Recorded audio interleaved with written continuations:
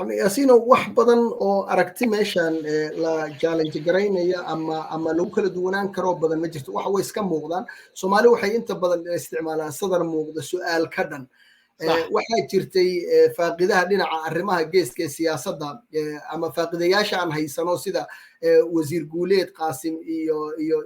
aqoonyahan xarbi camir kelmad labadood mi qofkii dhahay aan xasuusnayn oo waxaa jirta la dhihi jiray shal ama shul bay noqon doontaa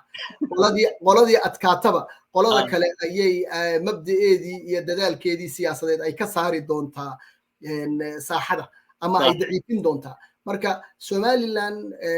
dhaawaca arrintan ay u geysanayso way iska caddahay oo dhul weyn oo baaxad weyn iyo beeldan oo bariga oo dhan ayaa gacanteedii ka baxay midda kalena arrintan dib ma usoo qabsan doontaa bay ahayd su-aashaadii xaaladaha siyaasadeed ee gudaha Somaliland ka taagan